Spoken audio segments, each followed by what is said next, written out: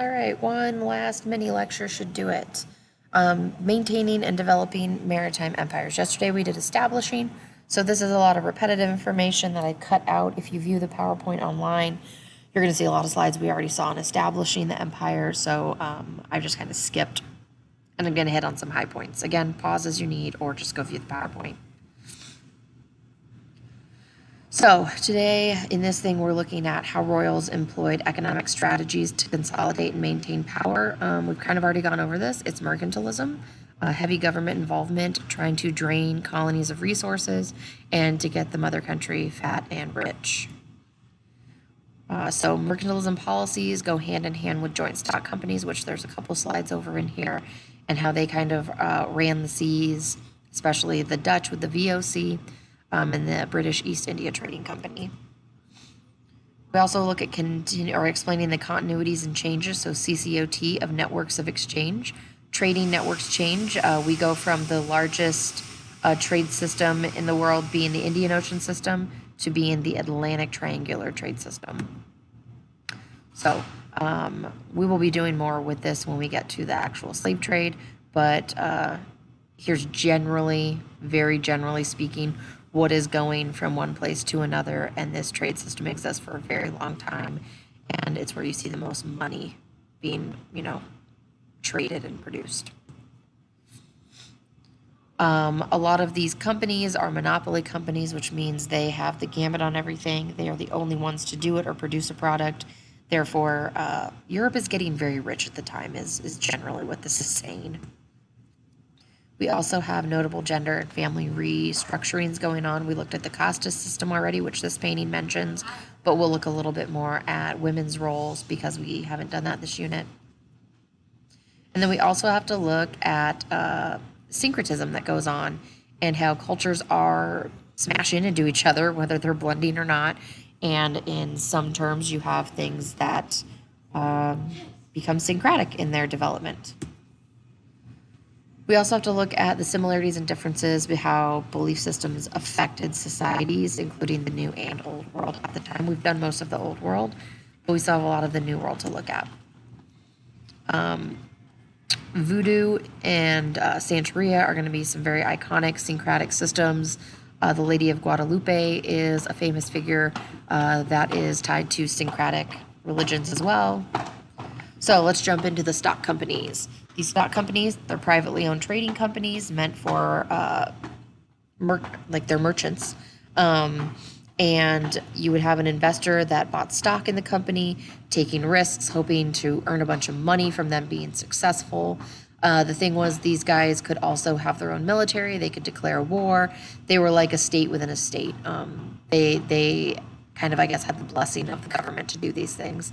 The two main ones you need to know are the East India Company, or the English East India Company, and the Dutch East India Company. Mostly people just call that one the VOC, though, the Dutch one.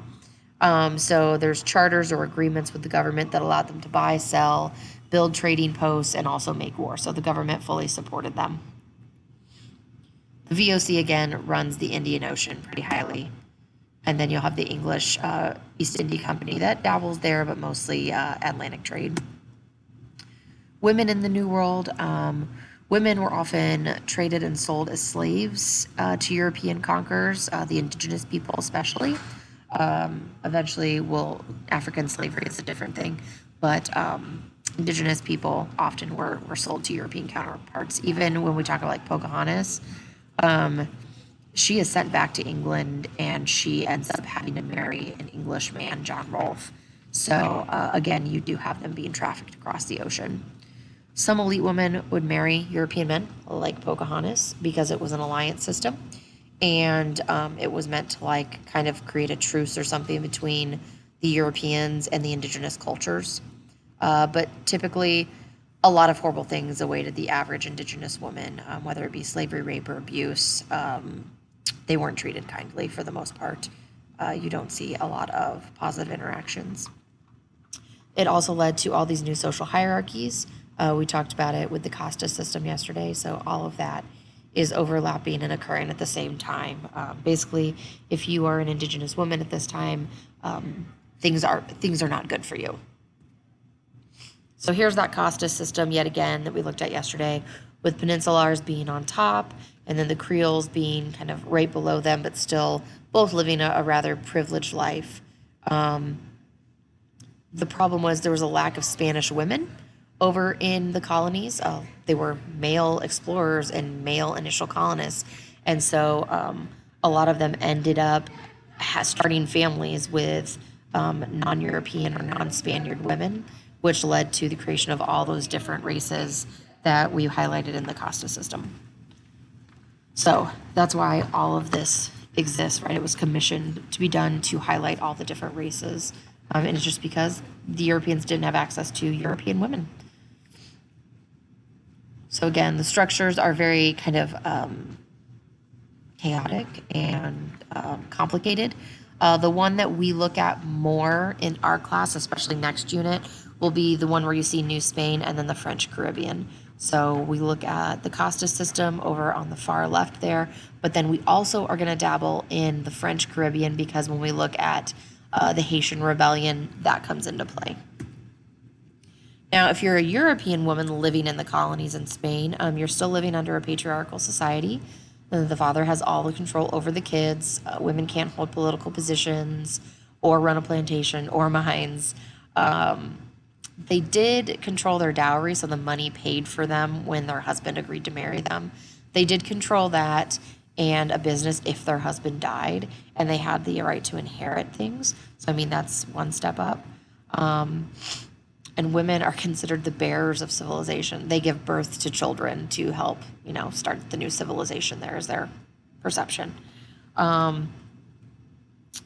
They want to birth legitimate children. So the idea of having babies out of wedlock is not okay. And this idea of the purity of blood, the purity of Europeans.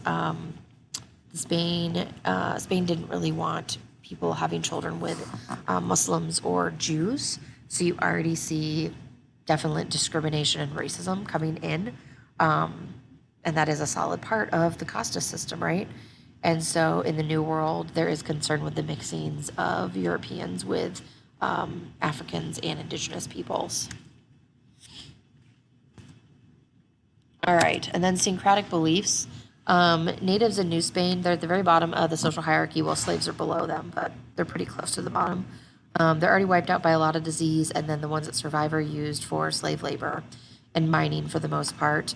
They're forced to convert to Christianity by missionaries, and sometimes when they're converted, Spain is willing to accept them as part of their society on some level, but often they're still kind of outcast even if they convert. Spanish refused to recognize female property or inheritance rights to natives, and you start seeing people that have Christianity forced upon them. And just like in other parts of the world where religion is introduced, however, you see blendings happen where you're mixing two different religious or belief systems together to create a new one. So we have the Tupac Amora Revolt in Peru, which we look at next unit, I believe. And it shows that indigenous people were pretty unhappy and they want to defend their traditions. So these people aren't giving their traditions or their belief systems up willfully. It's definitely a forced issue. Now, the Virgin of Guadalupe, she is one that illustrates syncretism in the world. You should go watch this video. It's posted on this PowerPoint, and I think I even have it linked below. But definitely go check it out. She's a good example of syncretism in the Americas. And then you also have Voodoo, or voodoo, as you probably call it. And it's just a blending of belief systems from Africa when slaves were forcibly brought over. And then it's mixing with the European Christianity to create something new. And in Haiti, they create like voodoo.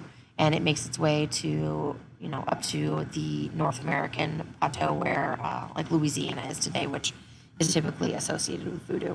So voodoo is just a great example of a syncretic religion of African belief system mixed with Christianity. So is Santeria. So again, find some videos. It's pretty interesting stuff.